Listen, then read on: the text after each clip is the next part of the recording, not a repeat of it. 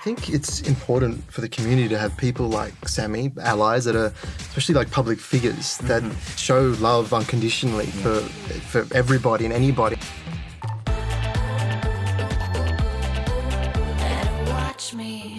Welcome to Loud and Proud. I'm your host, Justin Hill, here to bring Australian LGBTQIA+ stories to your screens to celebrate Sydney World Pride. And because we all need to fuel our reality TV obsession, I'm joined by different friends in each episode to discuss Hayu's ultimate Pride cons, breaking down all of their iconic moments that live in our heads rent-free.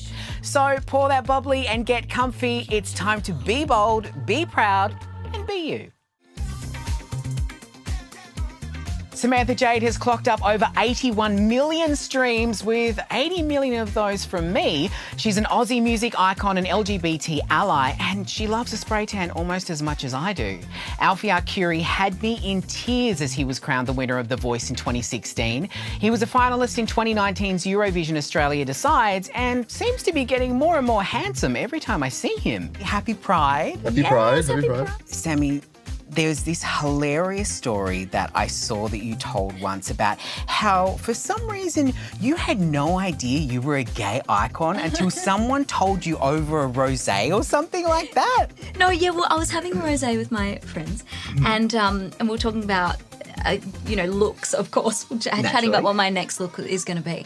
And my friend goes, well, Firestarter is like an iconic gay song. Yeah. And I was like, what do you mean? And he's like, yeah, you're a gay icon. And I was like, I'm going to cry. It was a really big moment for me. I was like, oh my gosh, that means so much to me. And Alfie, so amazing to have someone like you being a representative on TV for young queer kids. How does it feel looking back at that and realising that that was such a pinpoint in Australian culture? I literally came out on TV to some people in my life. So I actually went onto the show with the intention to be, that person that I didn't have growing up, on TV. Like, there's so many shades of gay, I think, but in reality, or people's perception is that gay is just, this one thing. And I was like, so I wanted to show another colour. So, little Alfies out there were like, oh, that's me. I'm from a, Italian or European family, Catholic. I can do what he's doing. And it was pretty empowering because I didn't realise until I won that I was the first openly gay person to win a reality TV show in Australia. Yeah. And that's the thing about you and your coming out story. And I feel like everyone's story is different, and it's also incredibly important to them about how they do it on their terms and, what it means to them. And some people that gets taken away from them and other people it gets celebrated. But you were very, very worried about coming out because you didn't know how your family would react. Yeah, right? 100%. I spent all of high school just, practicing to walk a certain way, talk a certain way, to be this other person that I actually wasn't. So to come out and have the response that I received from my family and friends, like, it was just, I think that the biggest lesson for me is that you have no idea what's in front of you, and literally, I know it's cliche, but live in the moment and just be yourself. What has the feedback been for both of you of people coming up to you in the street and telling you their own stories? This one kid came up to me and said, I never spoke about the fact that I was gay. I tried to hide it. As he was speaking, he's like, and I listened to your music and I would dance in my room, and apparently his mum caught him dancing. That's when he told her. Right. I was like, oh my God. Isn't that wild to think that, your music has reached someone like that and had a physical, visceral... That's what baffles me with what we do. Like, it's pretty crazy. Yes, and I cried. It's for moments like this. Like, how incredible to be a very small part of such a big journey for that person. The thing that actually affected me the most was it was a comment on a YouTube video of one of my songs, and someone said they've been rewriting love songs in their head for their whole lives to suit them. And oh my God, I think I saw that. Oh, and then they said, thanks to you, I don't have to do that anymore. Yes. Right? And that's why I wrote, that's why I write most of my songs. Like, it's a bit selfish in a way because no, it's they're not. very gender specific, but I grew up, having to do that. Like, rewriting songs in my head. Singing songs saying she all the time. It's so true. Yeah. So would you guys mind having a little chat about some of our Pride cons? We're obsessed with this one. Obsessed. Let's do it.